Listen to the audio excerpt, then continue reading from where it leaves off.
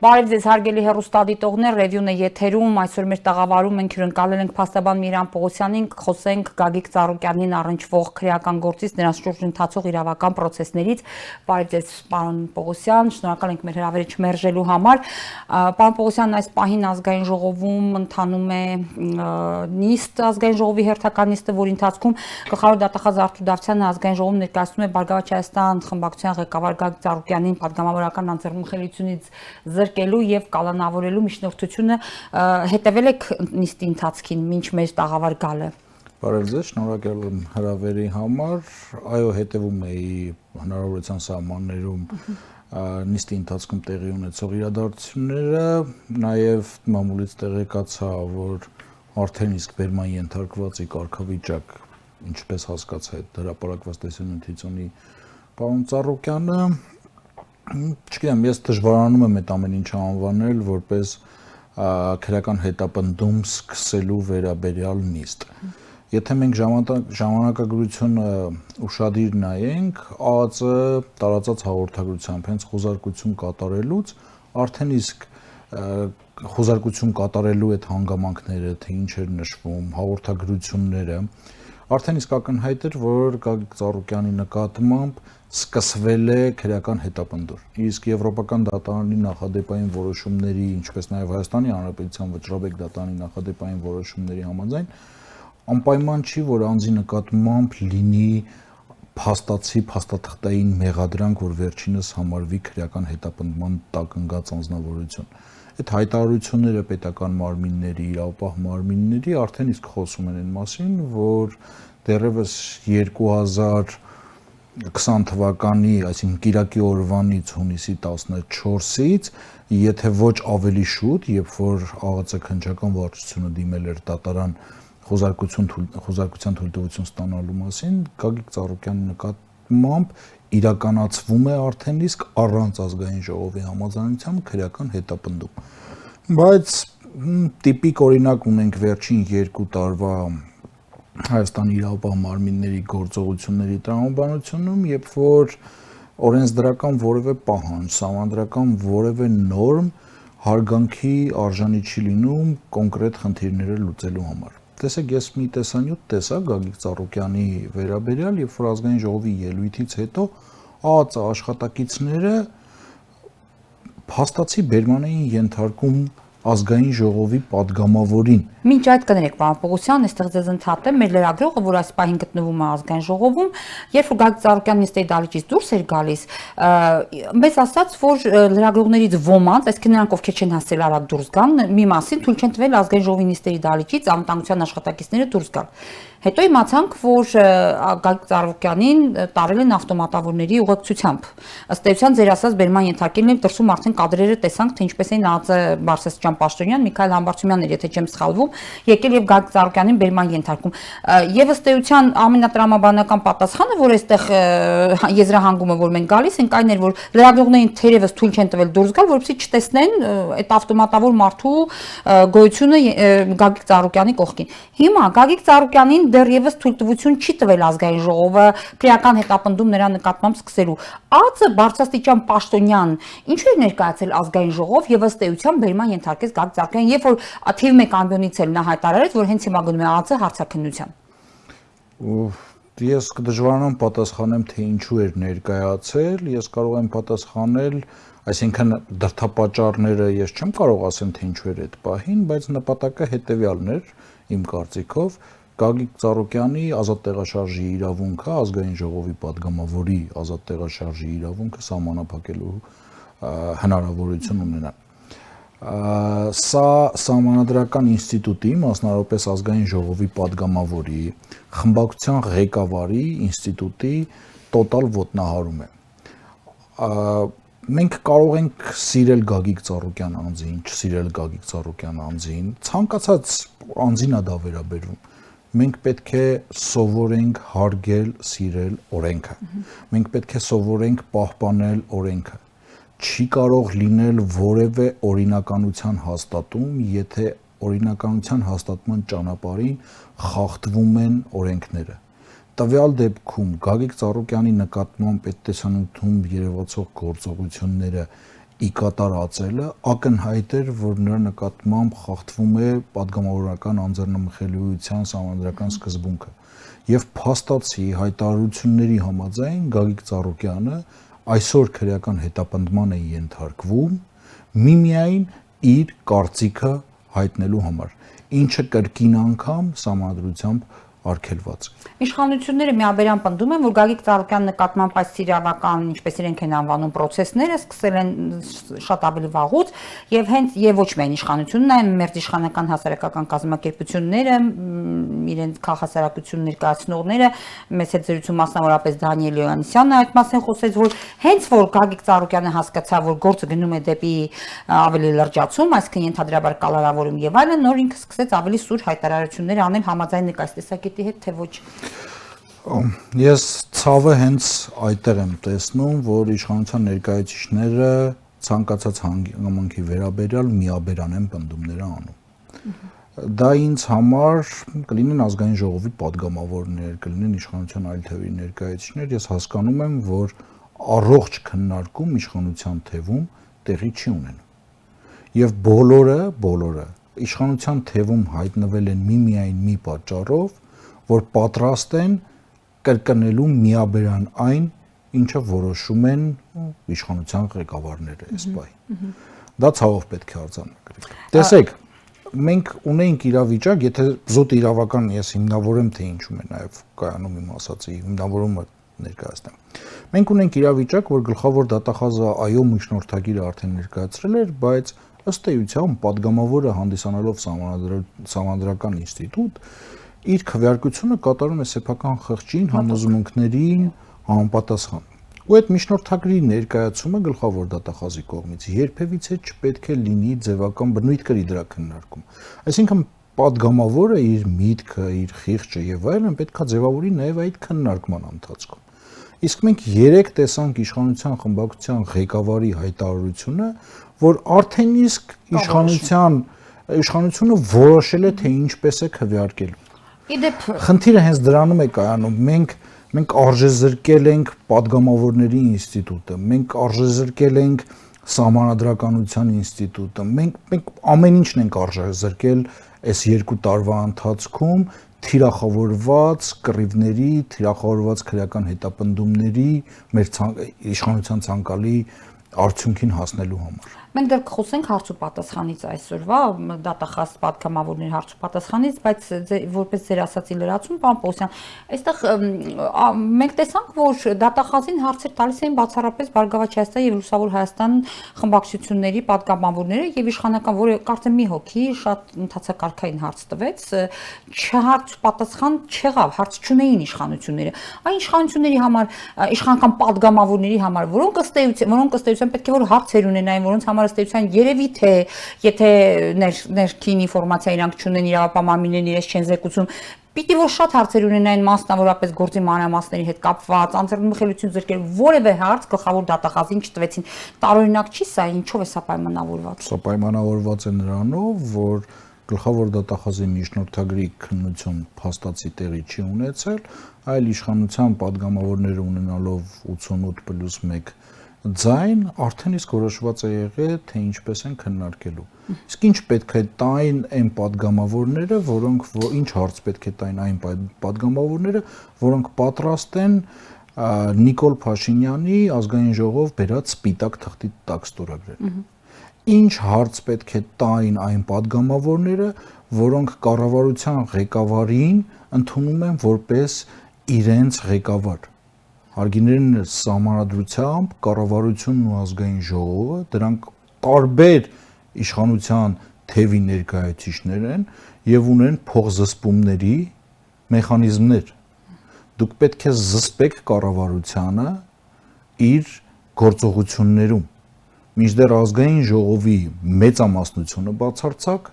կառավարությանը վերաբերվում է որպես սեփական ղեկավարի։ Պարոն Պողոսյան, իդեպ մեր օրենսդրության մեջ փոփոխություն տեղի ունեցել է, միգուցե ինչ-որ բան ենք բաց թողել, իրավապահ մարմինները մասնավորապես ԱԱԾ-ն հաշվետու է ազգային ժողովին։ Եվ մասնավորապես ազգային ժողովի փոխնախագահին ասենք թե։ Ես իրավական առումով սկզբից փորձեմ ներկայացնեմ։ Տեսեք, մենք ունեինք Լուսավոր Հայաստան խմբակցության, եթե չեմ սխալվում, նախաձեռնություններ, որպիսի ազգային անվտանգությունը վերանա որպես կա վարչապետին ենթակա կառույց, այլ դառնա նախարարություն, որպիսի այդ ճանապարհով հաշվետու լինի ազգային ժողովին, քանի որ կառավարությունը իրականում հաշվետու է ազգային ժողովին։ Մինչդեռ իշխանական ներկայացուցիչները, որոնցից որոշները իդեպ մինչև 2018 թվականի հայտնի իրադարձությունները կողմ էին այս նախագծին, մերժեցին տվյալ առաջարկը։ Իմ խոսքը դրա մասին չի, պարոն Պողոսյան, այդ դեպքում բոլորին չէ, պետք է հաշվետու լինեին ազգային ժողովում։ Ես հիմա կոնտեքստը։ Ու այս առումով, երբ որ չընդունվեց այդ տրամաբանությունը, ազգային անվտանգության ծառայությունը մնաց հաշվետու միայն Հայաստանի Հանրապետության վարչապետին։ Հենց այն պահից, երբ որ ազգային ժողովի падգամավորներից որոշները ազգային անվտանգության ծառայության գործողությունների վերաբերյալ փաստաթղթեր են հրապարակում, դա խոսում է այն մասին, որ ազգային անվտանգության ծառայությունը դադարել է լինել Հայաստանի Հանրապետության ազգային անվտանգության ծառայություն, այլ դարձել է Հայաստանի Հանրապետության իշխող քաղաքական ուժին ծառայող ինչ-որ ծառայություն։ Ես տարիներ շարունակ բարձրաձայնել եմ, որ ազգային անվտանգության ծառայության գերկարևոր գործառույթները պետք չի ծանրաբեռնվել քաղաքական հետապնդումներով, անիմաստ քրեական գործերով, ունի իր ուրույն դերակատարությունը պետության մեջ, սակայն մենք այսօր տեսնում ենք, որ ամենաբիրտ ճնշումները իրականացվում են հենց ազգային անվտանգության ծառայության կողմից։ Երեք ազգային ժողովի փոխխոսնակ Ալին Սիմոնյանը լրագրողների հետ ճեպազրույցում լրագրողներից մեկի այն հարցին, թե այն բանից հետո սկսեցին Գագիկ Ծառուկյանի նկատմամբ հետապնդումները, երբ հայտարարվեց, որ արդեն կուսակցությունների միջև հանդիպումներ են լինում, քննարկումներ են լինում, մասնավորապես Գագիկ Ծառուկյան Արթուր Վանեցյան հայրենիք կուսակցության, ինքն ասաց, որ այնպես չէր, որ պետք է Գագիկ Ծառուկյանը կամ Արթուր Վանեցյանն ասեն, որ մենք դրա մասին իմանայինք, մենք շատ լավ գիտեինք, որ այգում Գագիկ Ծառուկյանի ենթադրաբար հանդիպել են Գագիկ Ծառուկյանն ու Վանեցյանը, քանի անգամ են հանդիպել։ Ազգային ժողովի փոխոսնակ ես ուզում եմ հասկանալ, որտեղից կարող էր նրան նման տեղեկատվության տիրապետել։ Որևէ պաշտոնատար անձանց քրեական օրենսգրքով սահմանված հանցագործություն կատարելու հետևանքով։ Այլ տարբերակ առկա չէ։ Կամ կոնկրետ ազգային ժողովի փոխխոսնակի կողմից հանձնարարված օպերատիվ հետախուզական օրենքով չնախատեսված օպերատիվ հետախուզական միջոցառումներ են իրականացվել տվյալ անձանց նկատմամբ եւ հետո հաշվետվություններ ներկայացրել, կամ այլ տեղից հրահանգավորված այդ միջոցառումները իրականացվել են եւ այդ տեղեկատվությունը տրամադրել է դրա իրավունքը չունեցող սուբյեկտներին պաշտպանելու տրամադրելու միջոցով։ Մենք խնդիր էինք բարձրացնում նաև այս համաճարակի պայմաններում անձանց տեղորոշման այդ հեռախոսային խոսակցությունների զանգերի տեղակայման հետ կապված անթույլատրելի գործողությունների հետ կապված, երևի մենք ունենք հերթական նմանատիպ գործողությունների արդյունքում, թե իբր համաճարակի դեմ պայքարի արդյունքում բացահայտվել է պարոն Ծառուկյանի եւ պարոն Վանեցյանի հանդիպումը։ Մենք վեր ենք ածվել պետությունից, չգիտեմ, քաղաքական հաշվեհարդարների, շինծու քրեական գործերի, հանրության ուշադրությունը պետության համար կարևոր խնդիրներից շեղելու եւ այդ ամբողջ ներկայացման մասնակից, ինչի համար ես ուղղակի ցավ եմ ապրում։ Իդեպ նույն ճեպազրույցի ժամանակ նա Ալին Սիմոնյանը նաև ասաց, որ թող նա ռազորագանը զգույշ լինի, որովհետև շատ հնարավոր է գործողությունների ընթացքում նրա նկատմամբ էլ որոշ փաստերի հայտ կան, չուշացավ։ Մենք տեսանք, որ այսօր արդեն խուզարկություն, ինչ որ բավականին երկարելի տեքստեր համապատասխան իրավապահ մարմնի կողմից ինչ են անում, զեկուցում են ազգային ժողովի փոխխոսնակին։ Քանի որ ես մասնակից չեմ կարող ասել, թե ինչպես է տեղի ունենում, բայց ակնհայտ է, որ ազգային անվտանգության ծառայության կատարած առերևույթ անօրինական գործողությունների մասին տեղեկացված է լինում որոշակի խմբակ, որը որ հետագայում լրագրողների մոտ անզգուշություն երևի ցուցաբերելով կամ չգիտակցելով, որ իրենց հայտնած տեղեկությունները կարող են քրեական օրենսգրքի տիրույթում դիտարկել լինել, հայտնում են լրագրողներին այդ տեղեկությունները։ Պարոն Պողոսյան, ձեր տպավորությամբ մեր երկրում այսօր մասնավոր կյանքի գաղտնիության իրավունքը պաշտպանված է, որովհետև մենք տեսնում ենք, տեսեք, չի բացառվում, որ այդ հանդիպումը հետո ինչ մարդիկ հանդիպել են, ոչ մեկը հանցագործ չի այս պահի դրությամբ համենայն դեպս, որևէ մեկը որևէ քրեական գործով այս պահին դեռևս չի անցնում։ Հանդիպել են, զրուցել են, դրա մեջ ինչ կա, բոլորը պետք է իմանան դրա մասին։ Բացառում եք, որ կարող է իրականացված լինել, ենթադրենք արտաքին դիտարկում օպերատիվ հետախուզական միջոցառումը։ Մյուս կողմից Արթուր Վանյանցյանն ասում էր, որ իր անչափահաս երեխաների հեռախոսներն են լսում։ Այսօրվա հաղորդագրությունից հասկացանք, որ Նաիրա Զորաբյանի հեռախոսն են լսել։ Առհասարակ ընթացակարգ կա իմանալու, մենք կարող ենք դիմել որևէ իրավապահ մարմնի, մեզ կոնկրետ հետաքրքրող մեր մասնավոր կյանքի վերաբերյալ ինֆորմացիան իմանալու։ Ուզում եմ հասկանալ, իմ հեռախոսը լսվում է թե չի լսվում, ես կարող եմ տիրապետել այդ տեղեկատվությանը։ Դուք չեք կարող տիրապետել, որովհետև լսելու, այսպես ասած, գործողությունը երկու ընթացակարգով է տեղի ունենում։ Առաջին դա օպերատիվ հետախուզական գործունեության մասին Հայաստանի Հանրապետության օրենքով սահմանված կարգով, երբ որ անձը բավարար հիմքեր կան ենթադրելու, երբ որ անձը կասկածվում է ծանր կամ առանձնապես ծանր հանցագործություն կատարելու մեջ։ Մարդը դատավարական կարգավիճակ չէ ունենա։ Եվ երկրորդ տարբերակը դա քննչական գործողության արդյունքում հեռախոսային խոսակցությունների ձայնագրում եւ լսումն է, որի պարագայում անպայման չէ որպեսզի ծանր կամ առանձնապես ծանր հանցագործության մեջ անձը կասկածվի, սակայն պարտադիր է հարուցված քրեական գործի առկայությունը։ Հիմա եթե քրեական գործ արդեն իսկ հարուցված է ու ձեր վերաբերյալ ու այդ դրա շրջանակներում ձեզ գաղտնալսում, դուք ամեն դեպքում դա գաղտնալսելուց չեք տեղեկանա, այլ հենց քրեական գործի հարուցումից կտեղեկանաք։ Այսինքն այս տարբերակը բացառում են օպերատիվ հետախուզական գործունեության մասին օրենքով սահմանված կարգով։ Դա մի մեծ անդունդ է,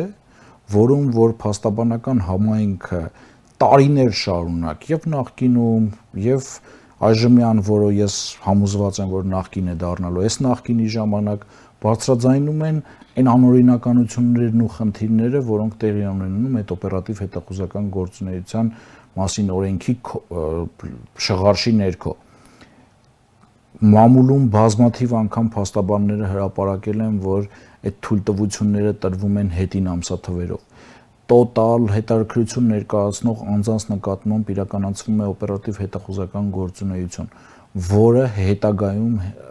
վավերացվում է դատարանների, իրենց սրտի դատավորների կողմից։ Ու այդ անդունդի մեջ մտնելու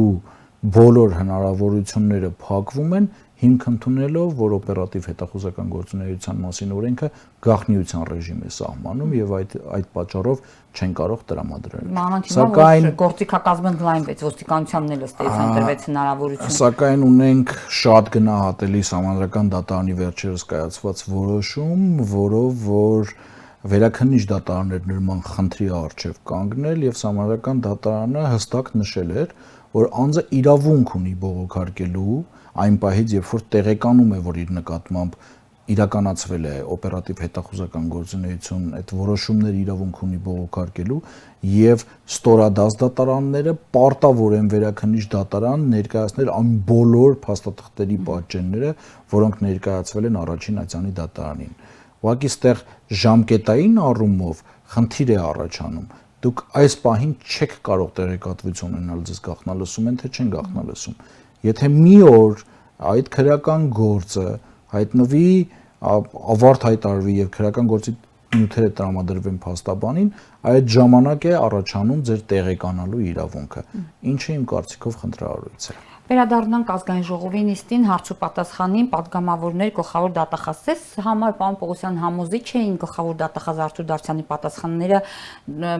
պատգամավորների հնչեցրած հարցերին։ Այո, համոզիչ էին գլխավոր դատախազի պատասխանները, ես կրկին անգամ համոզվեցի, որ պարոն Ծառուկյանի նկատմամբ իրականացվում է քաղաքական հետապնդում։ Որպեսզի մեր ընթերցողները շատ չխճճվեն ձեր սարկաստիկ պատասխանի մեջ, պարոն Պողոսյան, եկեք մասնավորեցնենք հարցերը իրենց պատասխաններով, ես այստեղ մի քանի բան առանձնացրել եմ։ Բարգավաճ Հայաստան խմբակցության պատգամավոր Նորա Արոստամյանը դիմելով գլխավոր դատախազին ասաց, որ մինչ իր միջնորդության մեջ, հայի դեպ միջնորդության մեջ ինքը մեղադրյալ սերիալ բառներ օգտագործել գլխավոր դատախազը առանց դեռևս կարծես թե համապատասխան իրավական ընթացակարգի, դրան թերևս երևի հետո կտրվի գնահատական, ասաց, որ իր միջնորդության մեջ տրվել է իր հոր մուլտիգրուպ կոնցերնի նախագահ Սեթրակ Արուստամյանի անունը, ով այս պահին կալանավորված է, ասելով, որ նա 30 միլիոն կամ մի քիչ ավելի գումար է կաշառք բաժանել, մարզային կառույցի ղեկավարին է տվել, այնինչ ըստ Նորա Արուստամյանի, ինչը չհերքեց նաև գլխավոր դատախազը, մինչ այս պահը այս գործով Սեթրակ Արուստամյանը առհասարակ չի հարձակնվել, Վազգեն Պողոսյանի հետ չի առերեսվել եւ ընդհանրապես որևէ տվյալ այս կապակցությամբ չկա։ Այդ դեպքում ինչու է տեղ գտել Սեթրակ Արուստամյանի անունը այդ միջնորդության մեջ եւ միգուցե եթե լիներ այդ հարցաքննությունը ինչ որ իրավիճակ փոխվեր տեքստային հարաբերակցության մեջ, ինչու է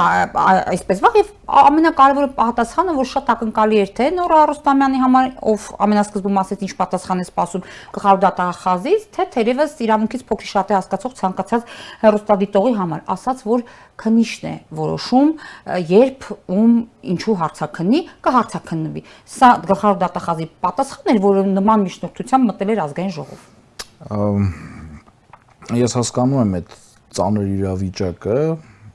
որոնց որ հայտնվել է պարոն Դավթյանը, բայց եկեք սկզբից սկսենք այս ամեն ինչի հետ կապված։ Տեսեք, իրականում ճիշտ է նշում պարոն Դավթյանը, որ քննիչն է ըստ մարտավարության որոշում, թե որ քննչական գործողությունը երբ իրականացնել։ Բայց դատելով այս գործի շրջանակում հրապարակված ինչը որ հասանելի է նյութերից, ու այն հանգամանքից, որ կոնկրետ միջնորդության մեջ էր բացարձակապես որևէ ուղիղ ապացույցի մասին խոսք չկար Գագիկ Ծառուկյանի կողմից կազմակերպելու հետ կապված, ես կարծում եմ քննիչը ոչ թե զբաղվածության, այլ հանգամանքների հետ կապված չի հարցաքննել այն անձանց, ում ենթադրաբար հանդիպումներ են ունեցել, մասնավորապես Սեթրակ Արուստամյանին, որովհետև ի սկզբանե պարզ էր, թե քննչական մարմնի համար Սեթրակ Արուստամյանը ինչ բովանդակությամբ ցուցմունք է տալուս։ Ու ճիշտ է ասում գլխավոր դատախազը, որ քննչական մարմնին այս պահի դրությամբ ընդհանրապես հետաքրքիր չի թե կողքից ովքեր են իրականացնում, որովհետև ինչ ցուցմունքներ են տալի, որովհետև իրենք իրենց պատկերացրած օրինականության օբյեկտիվ իրականությունը արդեն իսկ ստեղծել են եւ դրա հիման վրա արդեն իսկ այդ միջնորդությունը ներկայացվել է։ Հիմա Սեթրակ Արուստամյանը, չգիտեմ, այլ անձինք, ով ինչ կասեն, արդեն բացարձակապես այս քաղաքական հետապնդմանը չի հետաքրքրում։ Նվազագույն շեմը ըստ իրենց հաղթահարված է, կարող են ամբագորգոր անուններ ներկայացնել եւ ստանալ կալանավորման միջնորդություն։ Հետաքրքիր հարց բարձրացվեց, եթե տեղի է ունեցել կաշառքի տրամադրում, ուր են այն անձիկ, ովքեր որ կաշառք ստացել են։ Անի Սամսոնյանը բարձրացրեց այդ հարցը։ Դա շատ կարևոր հարց է։ Լուսավոր Հայաստանից։ Դա շատ, եթե Բարգավաճ Հայաստան կուսակցությունը ընտրակաշառք է բաժանել եւ ընտրակաշառքների միջոցով է ստացել իր ձայների քվեները, այդ քվեները պետք է դիտարկել նաեւ այդ անձանց հրապարակված այդ անձանց հարցաքննության հրավիրելու եւ կոնկրետ ողջելու թե ովքեր են կաշառք ստացել։ Ըստ երևույթին այդ անձինք չկային։ Տեսեք, իշխանությունը եթե չկա կաշառք ստացող, օրինակի համար հնարավոր է իրավիճակ, որ այդ կոնկրետ անձը ենթադրենք ստանալու կաշառք բաժանելու համար գումարը վերցրել, այլ ոչ մեկին էլ չի բաժանել։ Այո։ Այսինքն այդ առումով մեղադրանքը որևէ քննադատության չի դիմանում։ Այո։ Այ երբ որ կգնան կպարզեն անձանց, որը որ բացարձակապես հնարավոր չի լինելու, ովքեր որ կաշառք են ստացել, իսկ ըստ գլխավոր դատախազության այդպիսիք եղել են 17000 մարդ։ Այդ ժամանակ կարող ենք խոսել օբյեկտիվ քննության մասին, բայց երբևիցե տենց հարց չի բարձրացվելու, որովհետև այդ 17 չի լինելու, տեսեք, կարող է հատվածաբար 1-2 հոգի 17000 մարդու քրեական հետապնդման ենթարկել չի լինելու։ Առաջինը միակ պատճառը նրանում է կայանում, որ այդ 17000-ից առնվազն 15000-ը 2019 թվականի դեկտեմբերին ընտրել է Իմ քայլը կուսակցությանը։ Այո, այո։ Ըստ էության մեր օրենսդրությամբ էլ այնպես է, որ քրեական հետապնդման ենթարկում է ոչ միայն կաշառք տվողը, նաև կաշառք վերցնողը, հետևաբար ուր են կաշառք վերցնողները, Անի Սամսոնյանի հարցին Լուսավոր Հայաստանից։ Իդեպ Լուսավոր Հայաստանից եւ Գևորգ Գորգիսյանը, Մանեթ Հանդիլյանը, հետո Նայրա Զորաբյանը Բարգավաճ Հայաստանից, ապա Էդմոն Մարուքյանը բոլորը բարձրացուցին ամեն մեկը տարբեր ձևակերպումներով հետեւյալ հարցը նաև թե 18 թվականին նույն Արթուր Դավթյանը միջնորդությամբ մտել էր ազգային ժողով Նիկոլ Փաշինյանին եւ ընկերներին անձեռնմխելիությունից զրկելու եւ կալանքի տանելու էլի միջնորդությամբ հետո հետ վերցրեց այդ միջնորդությունը ինչպես հիշում ենք հետո Armenpress-ին հարցազրույց տվեց ասաց որ ինձ զանգեց փոխվարչապետը ասաց որ հետ վերցնեմ այդ միջնորդությունը ես էլ արեցի։ Գևորգ Գորգիսյանի հարցը հետեւյալն էր. ինչ երաշխիք կա, որ դուք հիմա ինչ որ քաղաքական որոշման արդյունքում հետ չեք վերցնի։ Նայրա Զորաբյանն ասաց, չեք ամաչում ձեր ուսադիրներից, պարոն Գլխավոր դատախազ, դուք այս հայտարարությունն անողն եք։ Միակ բանը ինչ կարողացավ այս համատեքստում Արթուր Դավթյան պատասխանել Նայրա Զորաբյանին, թե ինչ կապ ունի դա այսօրվա գործի հետ։ Այսպեսի շարունակեմ շատ են այդ նույնի Վետատոնոյանի հարցը կար նաև որ ասում էր այդ դեպքում ինչու են եթե ընտրակաշարք է եղել ինչու է միայն այս դրվագը City of Smile-ի արկղերը հիմնադրամի տեղադրված են մեզ բոլորի շատ հայտնի է այլևս արդեն խոշոր գործարարի ոչ թե օլիգարխի սուպերմարկետներում այնինչ մենք տեսել ենք որ այնտեղ գիտենք որ նաև ձայնագրություն կար թե ինչպես է այնտեղ ընտրակաշարք բաժանվում չենք անդրադառնում դրան այս ապացուցողական բազայով ազգային ժողով եկած գլխավոր դատախազի միջնորդությունը նախ կբավարարվի թե չի բավարարվի եւ հետո ինչ արձագանքներ կունենա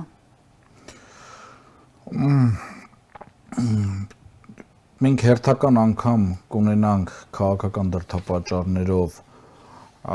անձի ու ես կարծում եմ նաև հետագայում ամբողջ կուսակցության նկատմամբ քրեական հետապնդում կբավարարվի թե չի բավարարվի ես կարծում եմ արդեն 3 իմ քայլը խմբակցությունը այդ դրա վերաբերյալ որոշում կայացրել է ու դատելով Կիրակի օրը իմ քայլը խմբակցության նախարարների այդ արտահոսներից կարծում եմ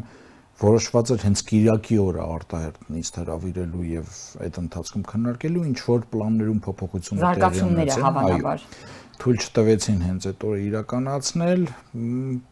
կարծում եմ որ արդեն իսկ որոշումը կայացված է ընդհանրապես եթե նայենք բավարարվելու ենթակա է թե ենթակա չէ մենք մեղադրանքի առնվազն խոցելի լինելու հետ կապված արդեն բավականին զրուցեցինք որ չկան ուղղակի ապացույցներ եւ այլն անցնենք հիմքերին հարգելի գոհար տեսեք այս պահին Գագիկ Ծառուկյանին մեղսագրված է միջին ծանրության հանցանք որը այսինքն համաձայնություն են ստանում միջին ծանրության հանցակով քրեական հետապնդում սկսելու հետ կապված որը պատժվում է ազատազրկում 2.5 միլիոն դրամով առավելագույնը կամ 3-ից 5 տարի ժամկետով ազատազրկում հիմա այդ մարդը ունենալով որոշակի քանակով ընտրողներ հանդիսանալով ընդդիմադիր խմբակցության ղեկավար ինչ հիմքեր կան ընդ որում հանդիսանալով խոշոր նաև սեփականատեր այսինքն այս երկրի հետ բազմաթիվ կապող հանգամանքներ ունի ինչ հանգամանքներ կան որոնք որ թույլ են տալիս հələ թողնենք մի կողմ քրեական հետապնդումը սկսելը որ կարող են Գագիկ Ծառուկյանին ազատությունից զրկել միջին ծանրության հանցանքով Այսինքն հնարավոր էր մտնել անձեռնմխելիությունից զրկել քրեական գործը հարուցել որպես մեղադրյալ ներգրավել բայց չկանոնավոր է այսինքն բայց երկուսը միասին է քննվում այսօր հա դա տեսեք դրանք տարբեր ինստիտուտներ են ու ես կարծում եմ այսօր ազգային ժողովի որոշման կայացմամբ հետագայում արդեն վերջո իրավական գործընթացներն էլ պետք է անցնի այս գործը, այսինքն համաձայնությունից հետո մեղադրանք պետք է առաջադրվի, մեղադրանքից հետո եթե կալանքի հարց է քննարկվելու, դատարանը պետք է քննարկի, այս ամեն ինչ արդեն ճնշող է լինելու նաև դատարանի համար։ Ու ես կարծում եմ արդեն իսկ պատրաստել են իրենց դատավորին, այս ժամանակները տեսնենք ինչա զարգացում է, եթե որոշվի, որ կալանավորման միջնորդություն է քննարկվելու, իսկ այն հանգամանքից, որ դեռևս անձեռնմխելիության պատնեշը չհաղթահարած արդեն ավտոմատավոր անձինք բերման էին ենթարկում Գագիկ Ծառուկյանին, կարծում եմ արդեն իսկ որոշումը կայացել է, համաձայնությունը տրվելու է, դրանից հետո համաձայնությունը տրվելու է, դրանից հետո մեղադրանքի առաջադրվելու եւ արդեն պատրաստ են, որպեսզի կալանավորման միջնորդություն տանեն։ Սա ինչ արձագանք կունենա դրսում։ Վերջին ժամանակներս ինձ համար զարմանալիորեն եվրոպական կառույցները չեն արձագանքում Հայաստանում տեղի ունեցող այս իրավական բեսպրեդելին։ Ինչու՞։ Դա արդեն կարելի է հարցի իշխանություններին ուղղել, մենք երևի որոշ ժամանակ անց կիմանանք, թե դրա գինը Հայաստանի Հանրապետությունը եւ մենք բոլորս ինչով ենք վճարում։ Ակնհայտ է, որ հենց ուղղակի դիտավորությամբ խուսափում են Հայաստանում տեղի ունեցող իրավական բեսպրեդելի մասին որևէ կարծիք հայտնելուց։ Որտեվ քանի օր է Նայիրը Զոհրաբյանն այլ падգամավորներ դիմում են եվրոպական դեսպաններին երկրների Հայաստան հավատարմագրված եվրոպական կառույցներին ձայն բարբառու հանապատի որևէ արձագանք այս ապօրինությունների վերաբերյալ չկա։ Դուք խոսեցիք պարոն Պողոսյան նաև կուսակցության նկատմամբ սկսվելիք հետապնդումների մասին, ես ասեմ, որ այդ հետապնդումներն արդեն իսկ սկսված են եւ առավոտյան մեկ տեղեկություններ ստացանք, որ մարզային տարածքային կառույցների գրասենյակներում տոտալ խուզարկություններ են, բերման ենթարկված մարդիկ կան, տեսանյութեր են հրապարակել մենք մեր կայքում, այս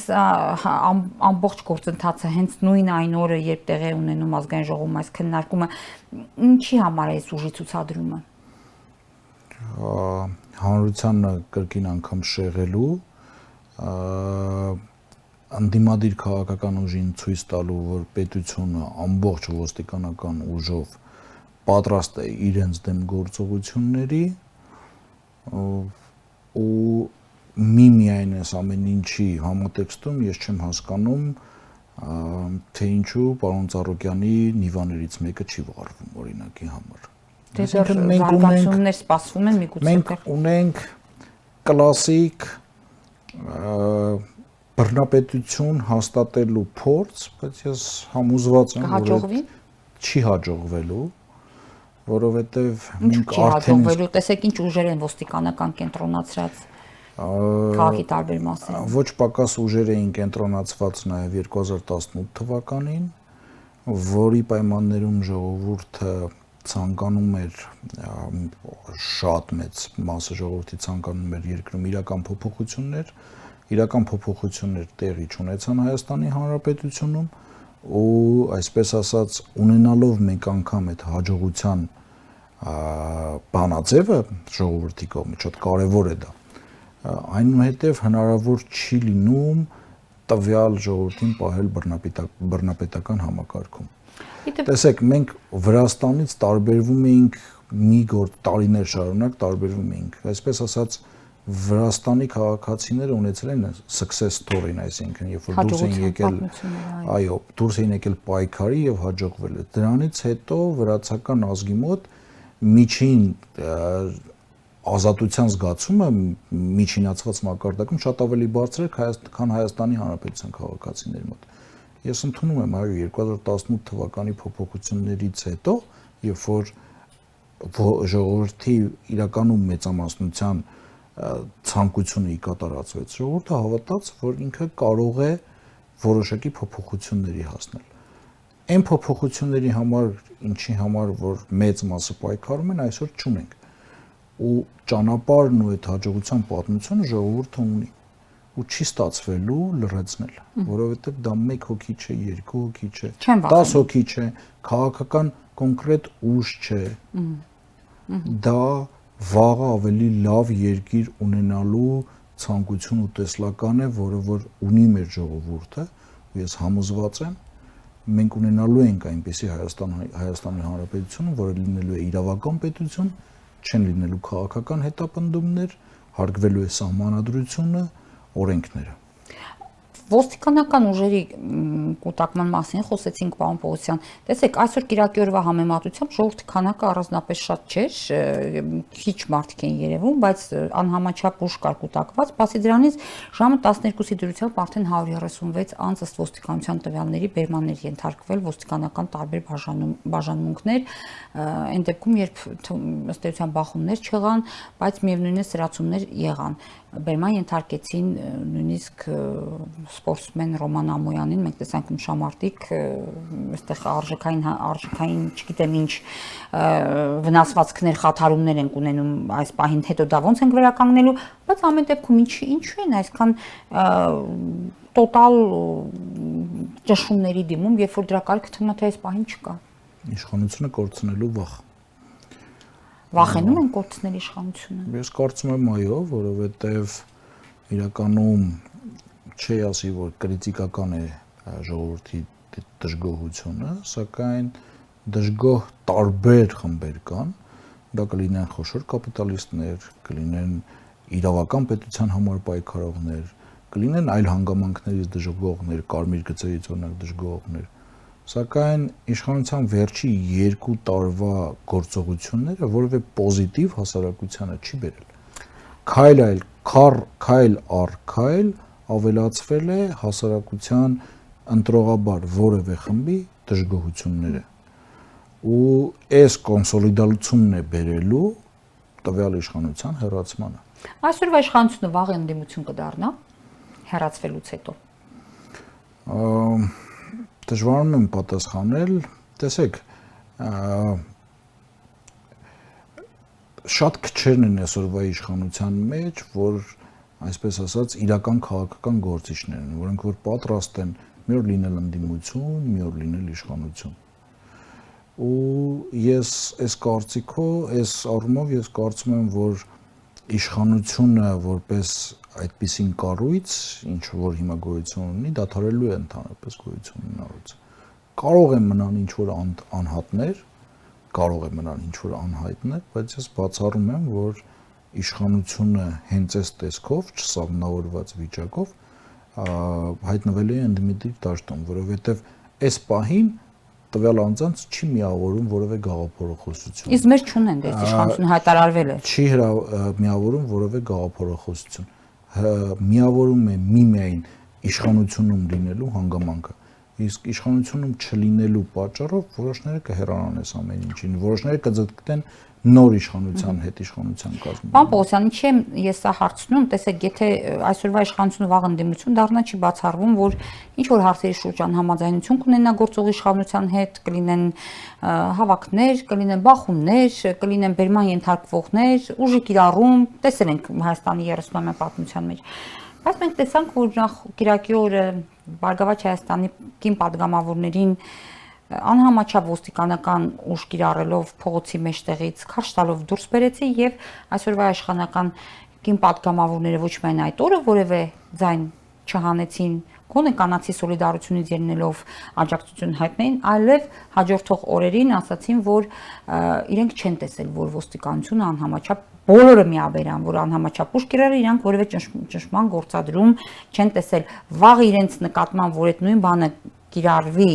չի բացառվում, որ կկիրառվի, ինչ ակնկալիք ունեն, իրենց պաշտպանող կլինի։ Ես չեմ ուզենա, որ նույնը կրկնվի, այսինքն ոչ ոք չի, մենք էլ չենք ուզենա։ Ես չեմ ցանկանում հենց այս իշխանության սխալը այդտեղից է գալիս, որ փորձում են ենթադրաբար իրենց նկատմամբ ինչ կատարվել է, մի քիչ առավելացնելով, մի քիչ ավելացնելով, մի քիչ պակասեցնելով, հիմա իշխանության լինելով կատարել իրենց ընդդիմացողների նկատմամբ։ Այդ կարմիր գիծը պետքա Հայաստանի Հանրապետությունում քաշվի։ Չպիտի լինի վրեժխնդրություն, չպիտի լինի նեղած կոտություն, չպիտի լինի այդ բարդույթները, որով որ տառապում է իշխանությունը։ Նախկին իշխանությունը ընտանիքներ։ Այսօր հետարքին միտք ասես պարոն Ծառուկյանն այդ առումով։ Ես տարբեր քրեական գործերով եմ զբաղվել ու մինչև 2018 թվականի այս իրավական համակարգի առկայությունը նմանատիպ դեպք ինձ հայտնի չի եղել։ Արդեն մի քանի դեպքով տեղի ունենում, որ նույն գործողության համար, Քավլիցի ես չեմ ասում, որ եթե հանցագործություն են կատարել, չպիտի պատասխանատվության ենթարկվեն, բայց նույն արարքի համար, հոր նկատմամբ ճնշում իրականացնելու համար, որդու նկատմամբ քրեական հետապնդում սկսել։ Ախր այս ամեն ինչը դուստրերին ինչ միայն որդուն։ Տեսանք Հրայր Թոմասյան դուստրերին ածել։ Այս ամեն ինչը բումերանգի էֆեկտ է ունենալու։ Ու եթե մեզ վաղը չհաջողվի այս ամեն ինչից զերծ իշխանություն ունենալու, տասնապատիկ անգամ ավելի վատը գալու է այս իշխանության օրոք։ Ես ուղղակի ափսոսում եմ էլի, որ կին падգամավորները նշում են, որ չենք նկատել։ Այսօր Գագիկ Ծառուկյանին այդ բերման ենթարկելուց երևի ազգային ժողովի աշխատակազմի պատասխանատու պաշտոնյաները, լրագրողները հարցնում էին, ասում էին, ինչ իրավունք ունեին ԱԱԾ աշխատակիցները, դուք տեղյակ եք, որ ԱԱԾ աշխատակիցներ էին ազգային ժողովում։ Ուր է, որտեղ է, ես չեմ հանդիպել։ Այսինքն այս երեսպաշտության ավարտը գալու է։ Այս ամեն ինչ երևալու է, չէ՞, անձինք ինչ են խոսել։ Ու բոլոր այս ամեն ինչի համար պատասխան են տալու։ Ու առաջին հերթին կամակատարները, կատարողները դա կլինեն ուղակի կոճակ սեղմող падգամավորները, դա կլինեն ուղակի անհիմն մեղադրանքներ գրող քննիչները, այդ անհիմն մեղադրանք պաշտպանող դատախազները, իրանք պետքա այս հասարակությանը, իրանց նկարները պետքա ցույց տրվի այս հասարակությանը, որ երիտասարդները, երեխաները տեսնեն, որ այս մարդիկ պատրաստ էին քաղաքական նպատակարարությունից ելնելով անմեղ անձանց քրեական հետապնդման ենթարկել, անմեղ անձանց կալանավորել, որպեսզի այդ անձինք դառնան պարսավանքի առարկա, որպեսզի այդ անձանց թոռները, երեխաները միշտ հիշեն, թե ով է եղել իրենց պապը։ Ոնց էր 37 թվականից հետո նշում են, որ այս մարդը մատնիչ է եղել եւ այլն։ Պետք է այս դատախազ, քննիչ, դատավոր, ազգային ժողովի падգամավոր դա ուսանելի օրինակների բոլորին, մասն եք որպեսզի այդ խոսում, օրինակները մեր հասարակությունում չկրկնվի, որպեսզի մեր ազգային ժողովում երբևիցե չհայտնվի սպիտակ թղթին կողմ քվեարկող падգամավոր։ Շնորհակալ եմ, պարոն Պողոսյան։ Հարգելի հեռուստադիտողներ, մեր հաղորդումն ավարտվեց։ Տաղավարում հյուրընկալել ենք փաստաբան Միհրան Պողոսյանին, զրուցում ենք Գագիկ Ծառուկյանի շուրջ տեղի ունեցող գործընթացներից։